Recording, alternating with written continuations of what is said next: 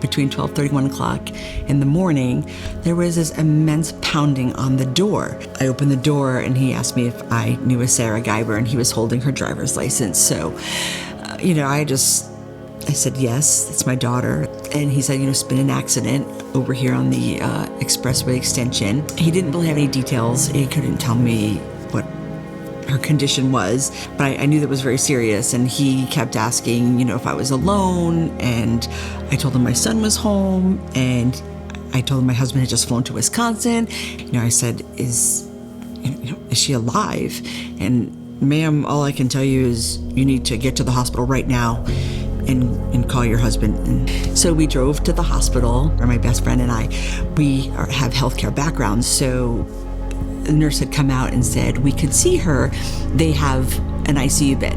My son went right to Sarah, and we just took a second and just, viewed the room. We know that story that it tells after an emergency. And the scene was quite humbling, even to the most trained healthcare professional, because I do that. I've done that in the past. I've taken care of those patients. I've set up those machines.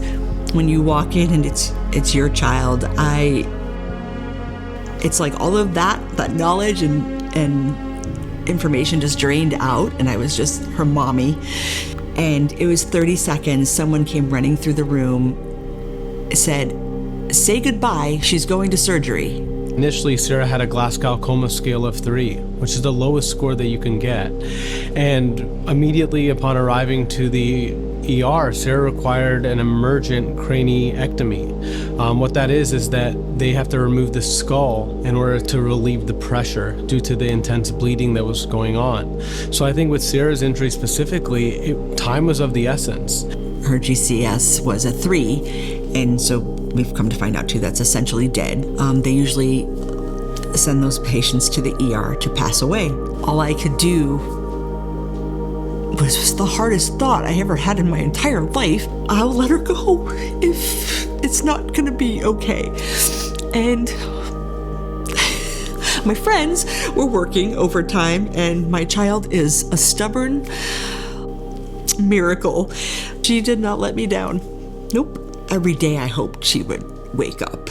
It was day after day after day, and you can't stay in acute care, ICU, forever.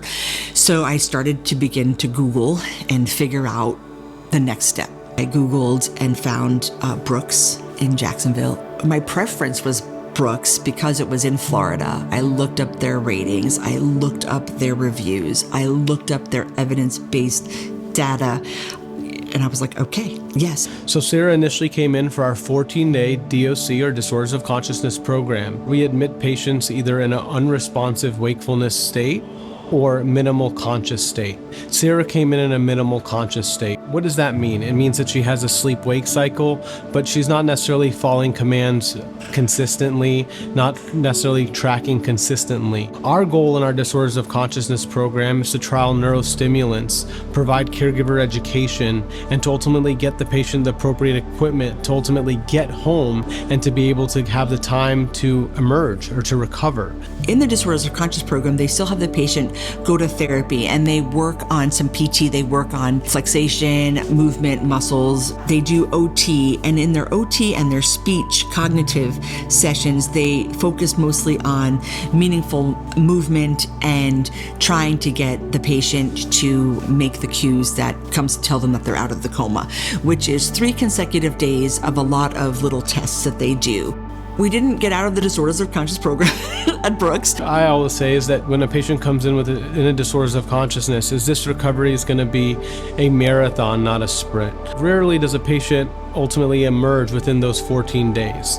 Our goal again is to try the neurostimulants to see if they can emerge, but as well as tolerate them so they can be discharged home on those medications. After Sarah left Brooks, I followed up with her via telemedicine several times.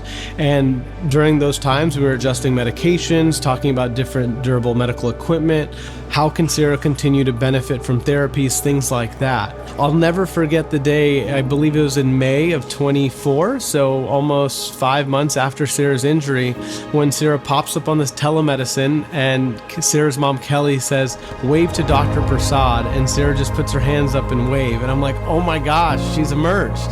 She's coming back to Brooks. So we went back up to Brooks. You know, what we did there in the amount of time, it just kept getting better and better. And Dr. Prasad would just be like, keep going, keep going. There was one day they were racing down the hallway in wheelchairs and wheelie stools. I thought, we're going to get kicked out of here, Beck. Stop, stop. That is the best video. Here they come, roaring down. Come on. Come on. OT was a big help with bathing, helping her get dressed a little more independently. They worked really hard, and you could see things were starting to connect. Dr. Prasad helped me so much, and he believed in me that I could move again. My Brooks therapist helped so much, walk and talk again, and have more independence. Initially, after leaving Brooks the second time, Sarah was connected with an outpatient therapy center that was very orthopedic focused. They really didn't understand the whole progression of brain injury recovery. And she was ultimately discharged several weeks after starting therapies because they felt that she had began to plateau and that she didn't need further therapies.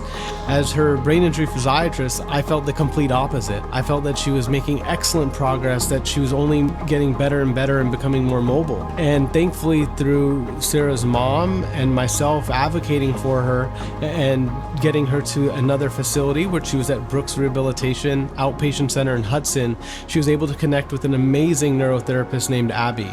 Clinically, when she came in, she was in a tilt and space wheelchair, and she was all curled up in her wheelchair in kind of like a fetal position. She needed total assistance to be able to stand up, walk, sit on her own. She had strength, but she had no balance, coordination, safety awareness.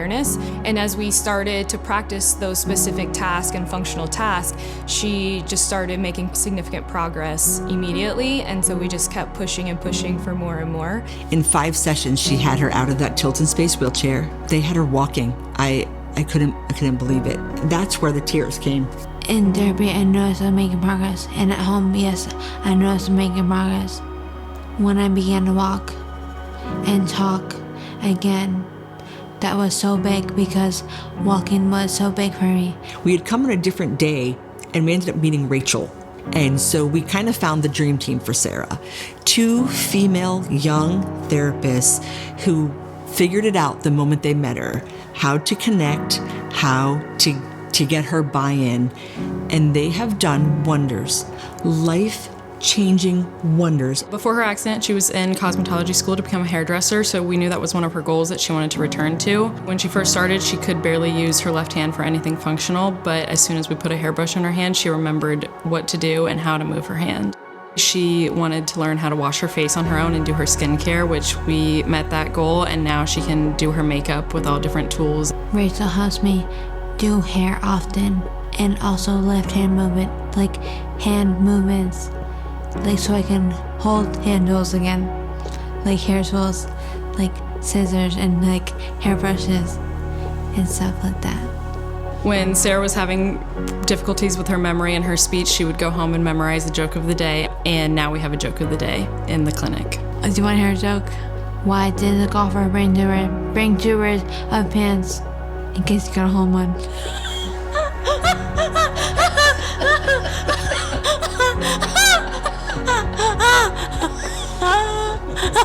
Sarah is everyone's biggest cheerleader. When she walks in the room, she lights up the room. Everyone looks forward to seeing her come in. She loves to talk to people and celebrate people when they do even the slightest thing in therapy. I spell the name. I say, give me an S, give me an A, give me an R, give me an A, give me an H.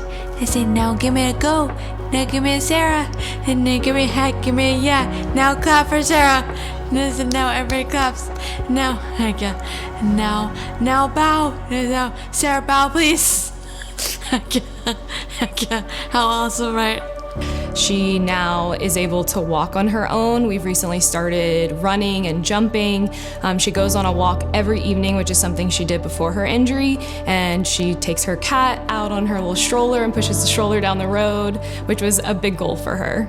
We created a goal sheet so that she could visually see things that she needed to accomplish, and every time she would meet one of them, she would check them off, and we've had to update the goal sheet quite a few times. Sarah's going to be starting our brain injury day treatment program, and we are so excited to see her progress to this stage. The day treatment program is for high-functioning brain injury patients who are starting to think about returning to work, returning to driving, trying to really get them into a more social setting. It's group therapies. I'm so excited to go back to Nashville and start their program.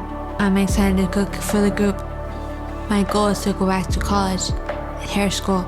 It would have been easy to quit or to not give 100%, but this child is such a fighter. She took a circumstance and she met it head on.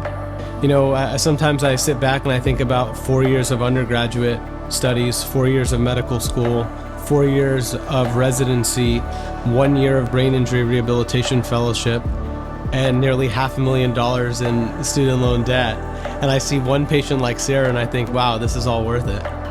I and my husband, we just want her to find independence like she had before, to be able to provide for herself, have that independence, enjoy life. Extremely proud. She's the reason I'm here and the reason I keep going. Thank you guys so much for helping me walk again and become an individual and have more independence. Heck yes, I'm feeling more independent every day. And also putting on my clothes. Heck yes, I love that I can brush my own hair again. Yay, I love I can do all that and shower by myself. Yay, love, love, love. Yay. Yes, I want to hear another joke. Okay, where does the cow get its medicine? Where did the cow get its medicine? Pharmacy. Pharmacy.